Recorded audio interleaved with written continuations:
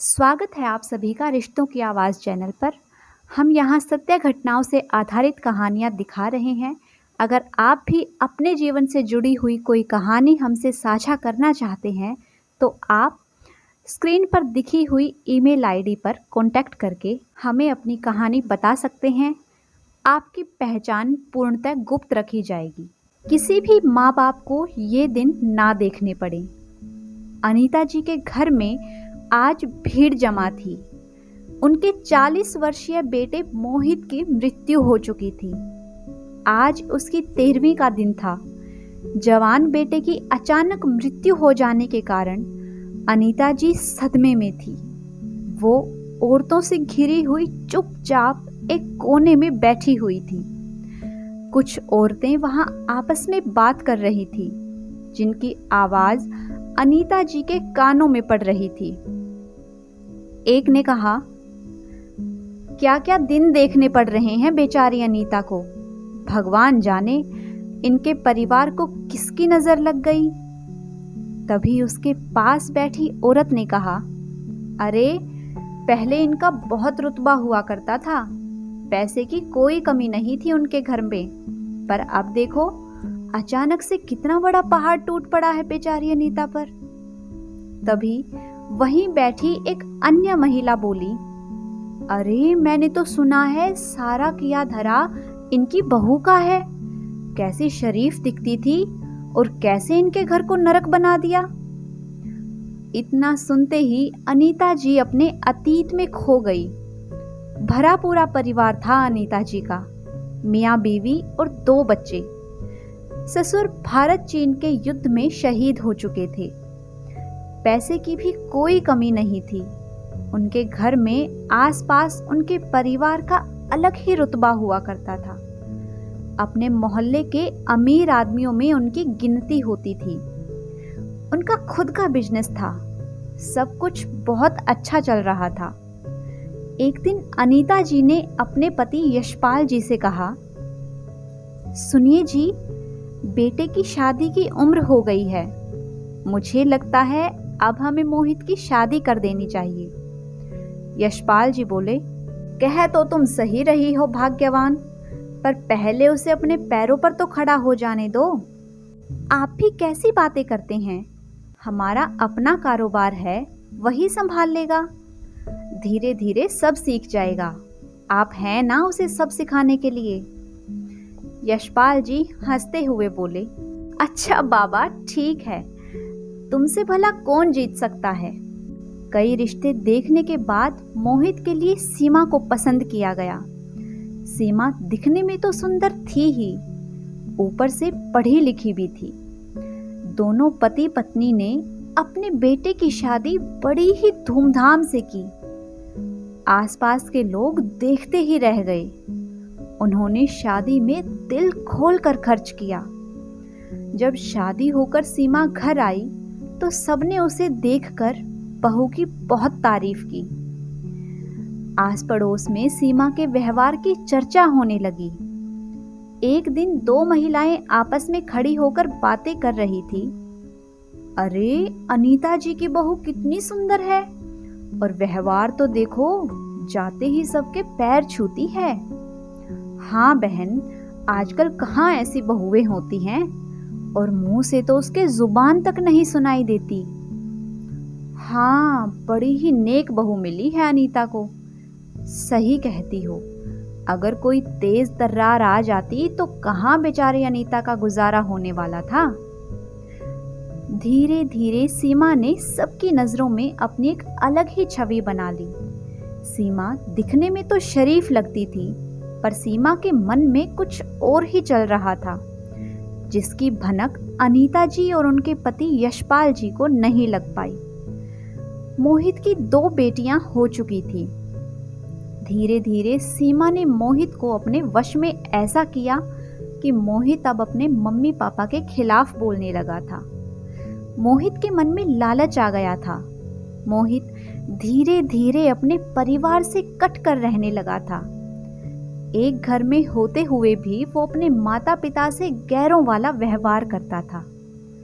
धीरे धीरे मोहित ने कभी धोखे से तो कभी झगड़े में अपने पिता से आधे से ज्यादा प्रॉपर्टी अपने नाम करवा ली थी। मोहित सीमा के खर्चे उठाने के लिए दिल खोल कर खर्च करता था और उसके सारे शौक पूरे करता था। एक बार मोहित ने अपने पिता से कहा, पापा, मुझे सीमा को नौकरी लगवानी है और उसके लिए 40 लाख रुपए मांग रहे हैं। मुझे पैसों की सख्त जरूरत है, आप जल्दी पैसों का इंतजाम करिए। यशपाल जी ने मोहित को पैसे दे दिए। सीमा की अब सरकारी नौकरी लग चुकी थी। एक दिन अचानक से यशपाल जी की तबीयत ज्यादा बिगड़ी और उन्हें खून की उल्टी हुई। अनीता जी और उनका छोटा बेटा सुमित उन्हें तुरंत अस्पताल लेकर भागे। वहां जब उनके टेस्ट हुए तो पता चला कि उन्हें टीबी है। अब अनीता जी उनका और भी अच्छे से ध्यान रखने लगी। इसी बीच मोहित ने अपने और अपनी पत्नी के खर्चों के लिए कई जगह से कर्ज भी ले लिया था। पैसे वापस ना करने पर जब लोग घर में आकर उसे परेशान करने लगे, तब जाकर यशपाल जी को उसकी उधार लेने वाली बात पता चली। यशपाल जी ने जैसे तैसे करके उनको पैसे लौटा दिए थे। कोरोना में लॉकडाउन के चलते उनका कारोबार भी ठीक से नहीं चल पा रहा था। कारोबार में एकदम से घाटा आ जाने से सीमा ने मोहित के कान भर दिए और कहा, मोहित, अभी जायदाद का बंटवारा कर लो।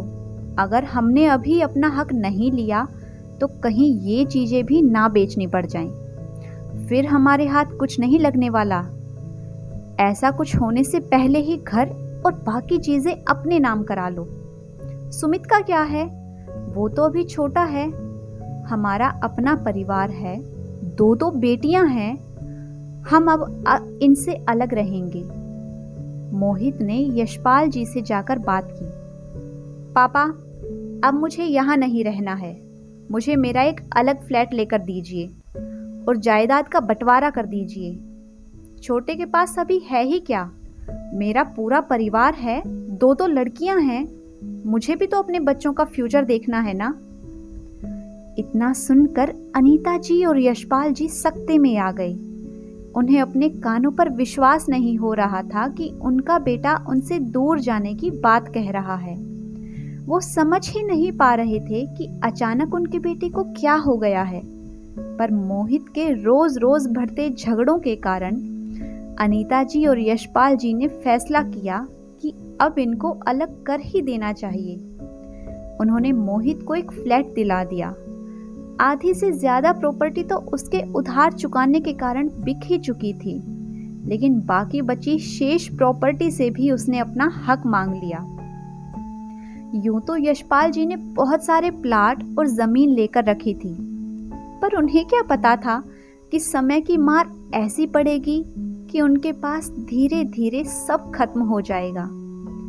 यशपाल जी से अपना हक लेने के बाद मोहित अपने बच्चों के साथ अलग रहने लगा। यशपाल जी उसका इस तरह उन्हें बुढ़ापे में छोड़कर जाना सहन नहीं कर पाए और एक दिन उनकी इतनी ज्यादा तबीयत बिगड़ी कि वो अनीता जी को इस संसार में अकेला छोड़कर चले गए। अनीता जी ने मोहित को फोन करके बता दिया, बेटा, तुम्हारे पापा नहीं रहे, तुम बड़े हो, अंतिम संस्कार तुम्हारे हाथों ही होगा, जल्दी आ जाओ। इतना सुनने के बाद मोहित अपने पूरे परिवार के साथ वहां आ गया। मोहित ने अपनी माँ के सामने शर्त रख दी, माँ, मैं साफ कह देता हूँ, मैं पापा को मुखाग्नि तभी दूंगा जब आप ये घर मेरे नाम कर देंगी। पर बेटा, अगर ये घर भी मैंने तुम्हारे नाम कर दिया तो सुमित का क्या होगा? वो तुमसे कितना छोटा है, अभी तो उसकी पढ़ाई चल रही है। वो सब मैं नहीं जानता, मुझे इस घर में हिस्सा चाहिए बस। हालात यह हो गए थे कि उधर पिता की लाश आंगन में पड़ी हुई थी और बेटा उस समय भी घर में अपना हिस्सा लेने के लिए झगड़ा कर रहा था। आसपास के लोग इकट्ठा होने लगे तो अनीता जी ने बात को ज्यादा बढ़ाना उचित नहीं समझा और उन्होंने कहा, ठीक है, तुम्हें इस घर में से आधा हिस्सा मिलेगा, और आधा हिस्सा मेरा और सुमित का होगा। जैसे तैसे करके मोहित इस बात को मान गया था। फिर अंतिम संस्कार कराकर मोहित ने घर के कागजात तैयार करवाए। अनीता जी ने लोकलाज के कारण पिता की मौत पर तांडव कर रहे बेटे को आधा घर सौंप दिया। अनीता जी, जिन्होंने अभी अभी अपना पति खोया था, वो इस दर्द से उभरी भी नहीं थी कि उनके बेटे ने उन्हें एक और सदमा दे दिया था। अनीता जी यही सोच सोचकर अंदर ही अंदर परेशान होने लगी। वो घुटने लगी कि आखिर हमारी परवरिश में कहाँ कमी रह गई जो आज हमें ये दिन देखने को पड़ रहा है।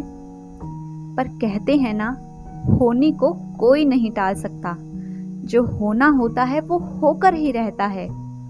वही सब हुआ अनीता जी के साथ।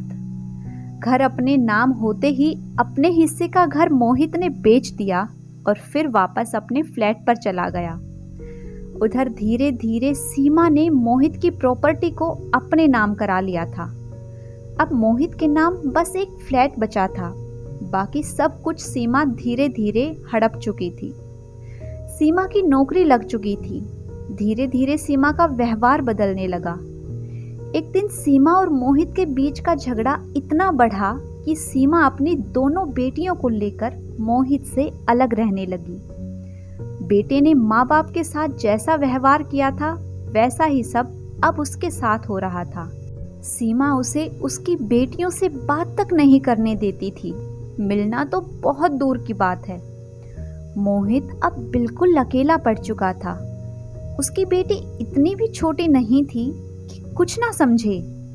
एक बेटी तनीषा 15 वर्ष की और दूसरी आराध्या 12 वर्ष की थी, लेकिन वो अपने पिता से मिलना तो दूर, उसे देखना तक पसंद नहीं करती थी। धीरे धीरे मोहित डिप्रेशन में जाने लगा। सीमा उसको सबसे दूर पहले ही कर चुकी थी और अब उसने उससे उसकी बेटियां भी छीन ली थी।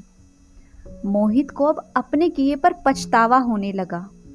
एक दिन वो अपनी माँ के पास गया और उसने बताया, माँ, मैंने जो कुछ भी किया वो सीमा के बहकावे में आकर किया। उसने पहले मुझे आप सबसे दूर किया और अब मेरी बेटियों से भी मुझे मिलने नहीं देती। माँ, मैं बहुत शर्मिंदा हूँ।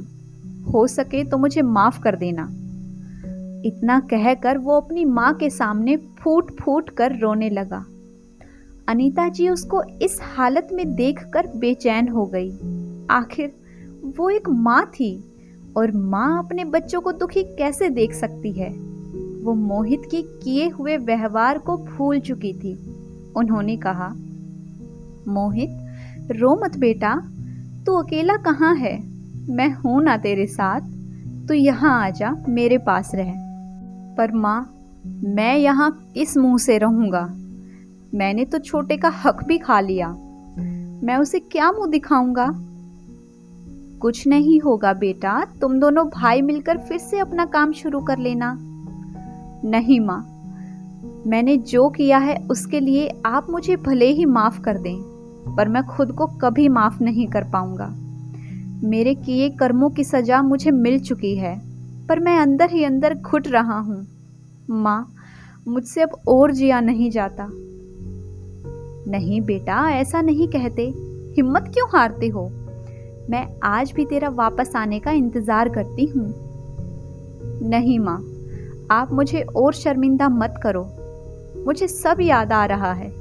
मुझे पता था पापा टीबी की लास्ट स्टेज पर हैं, पर मैंने उनको उनके आखिरी समय में खुशियाँ देने की बजाय दुख और तकलीफ ही दी हैं। मैं तो इतना गिर गया था कि पापा की लाश सामने पड़ी थी और मैं आपसे प्रॉपर्टी की मांग कर रहा था। नहीं माँ, मैं जब भी यहाँ रहूँगा मेरी आत्मा मुझे कचोटती रहेगी। बस मेरा मन किया एक बार आकर आपसे मिल लूँ और अपने गुनाहों की माफ़ी मांग लूँ, इसलिए चला आया था। इतना कहकर मोहित उठकर जाने लगा। घर के आंगन में आकर वो आंगन को भीगी आंखों से देखने लगा। अपने पिता की मौत पर उसकी प्रॉपर्टी के लिए अपनी माँ से झगड़ना, वो सब दृश्य उसकी आंखों के सामने तैर गई और वो वापस अपने घर आ गया। इधर अनीता जी अब और ज़्यादा परेशान रहने लगी थी। उन्हें अपने बेटे की रह रहकर चिंता हो रही थी। उन्होंने अपनी बहू से मिलकर उसे समझाने की सोची। वो जब सीमा से मिलने उनके घर गई तो सीमा ने उनका अपमान करते हुए उन्हें घर से निकाल दिया। वो वापस जाने लगी तो उनकी पोतियां स्कूल से घर वापस आ रही थी। उन्होंने जब उन्हें देखा तो उनका मन किया कि भागकर उनको गले से लगा ले, लेकिन सीमा वहीं खड़ी थी। फिर अनीता जी ने बच्चों की ड्रेस से उनके स्कूल का नाम पता कर लिया। अगले दिन अनीता जी छुट्टी के समय अपनी पोतियों से मिलने स्कूल पहुंच गई थी। जैसे ही वो बाहर निकली, अनीता जी उनको गले से लगाने के लिए दौड़ पड़ी, लेकिन उनकी पोतियां अपनी माँ की कार्बन कॉपी थी। अपनी दादी के गले लगना तो बहुत दूर की बात है, उन्होंने तो अपनी दादी से बात तक नहीं की। अनीता जी अपनी पोतियों की बेरुखी देखकर अंदर तक टूट गई और निराशा भरे कदमों से वापस अपने घर आ गई। कुछ दिनों बाद मोहित की बड़ी बेटी तनीषा का जन्मदिन था। मोहित ने उसे फोन करके विश किया, हैप्पी बर्थडे माय प्रिंसेस। बेटा, आज तो आपका जन्मदिन है, क्या चाहिए आपको? पापा, आईफोन और स्कूटी। ओके मेरी गुड़िया रानी, जल्दी ही ये चीजें तुम्हारे पास होंगी। और सुनाओ, पापा की याद आती है? अच्छा पापा, मेरा एक फोन आ रहा है, अभी मैं रखती हूँ। मोहित के मन में एक उम्मीद बंधी। मोहित ने सोचा शायद उसकी बेटियां अब उसको पसंद करने लगी हैं। वो अपनी बेटियों के लिए महंगे महंगे गिफ्ट्स लेकर उनके पास पहुंचा। बड़ी बेटी तनीषा अपने गिफ्ट लेकर अपने कमरे में घुस गई। उसने कुछ देर बैठकर अपने पापा से बात तक नहीं की और छोटी बेटी आराध्या तो मुंह फेर कर चली गई। सीमा सीधे मुंह बात करना तो दूर की बात है, उल्टा उससे झगड़ने लगी। अपनी बच्चियों की बेरुखी मोहित बर्दाश्त ही नहीं कर पाया। वो वहां से उठकर आ गया। 4 दिन बीत चुके थे, लेकिन मोहित का किसी को कोई अता पता नहीं था। 4 दिन तक मोहित को किसी ने नहीं देखा। कुछ लोगों को उसके घर से जब बदबू आई तो लोगों ने पुलिस को खबर कर दी। पुलिस ने मौके पर पहुंचकर देखा तो मोहित की लाश 4 दिन से पंखे पर लटकी हुई थी। मोहित अपने माता पिता के साथ बुरा व्यवहार करने की वजह से खुद को माफ नहीं कर पाया था और अब उसके साथ जो कुछ भी हो रहा था उसका दोषी वो खुद को ही मानता था। इसी पछतावे के चलते उसने आत्महत्या कर ली थी। उसने इन सब परेशानियों से छुटकारा पाने के लिए पंखे से झूल जाना ही सही समझा। अपने माँ बाप से दूर होने के बाद उसकी दुर्दशा ऐसी हो गई थी कि अब 4 दिन से उसकी लाश लटक रही थी और उसको संभालने वाला कोई नहीं था। उसकी लाश सड़ने लगी थी। गंध इतनी तेज थी कि लोगों का अंदर घुसना मुश्किल हो रहा था। जब पुलिस ने मोहित की पत्नी को फोन करके उसकी मौत के बारे में बताया तो उसने पुलिस को साफ साफ कह दिया, मेरा उस आदमी से कोई रिश्ता नहीं है, ना ही मैं वहां आने वाली हूँ और ना ही मैं अपनी बच्चियों को भेजूंगी। आपको जो उस लाश के साथ करना है आप करिए और आइंदा मुझे इस बारे में परेशान करने की कोई जरूरत नहीं है। इतना कहकर सीमा ने फोन काट दिया। फिर मोहित की माँ को खबर कर दी गई। अनीता जी को लगा जैसे उनके शरीर से किसी ने प्राण खींच लिए हों। आखिर वो अपने छोटे बेटे के साथ मोहित की लाश को लेने पहुंची और विधिवत उसका अंतिम संस्कार उसके छोटे भाई ने कर दिया। अनीता जी जैसे ही अपने अतीत की यादों से बाहर आई, उनका छोटा बेटा सुमित उनके पास बैठा था। सुमित ने कहा, माँ, आपने कितने दिनों से खाना नहीं खाया है, प्लीज आप खाना खा लीजिए। अनीता जी सुमित की ओर देखते हुए बोली, बेटा, जिसका जवान बेटा इस तरह से चला गया हो, क्या उस माँ के गले से निवाला उतर सकता है? माँ, आपको हिम्मत रखनी होगी, अभी आपको मेरे लिए जीना होगा।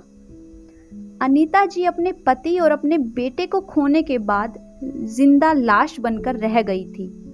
उनका दर्द तो वो ही जान सकता है जिसने किसी अपने को खोया हो। पर सवाल यह उठता है कि आखिर हमारे समाज में ऐसी घटनाएं क्यों होती हैं? क्यों एक बेटा शादी के बाद इतना बदल जाता है कि उसको अपने ही माँ बाप दुश्मन नजर आने लगते हैं? क्यों एक लड़की अपने ससुराल को अपना परिवार मानकर उसे संजोए नहीं रखती है? जमीन जायदाद ये सब रिश्तों से बढ़कर हो गया है, जिसके लिए लोग अपनों से ही लड़ाई झगड़े धोखा करते हैं, यहाँ तक कि हत्याएं भी हो जाती हैं। जहाँ श्री राम भगवान ने अपने पिता के वचन का मान रखने के लिए सारा राजपाट त्याग दिया था और वनवास चले गए थे, आज उसी भारत के लोग जमीन जायदाद को लेकर अपनों से ही लड़ पड़ते हैं। समाज को सही दिशा दिखाने के लिए हम सबको अपने अपने आप को बदलने की जरूरत है।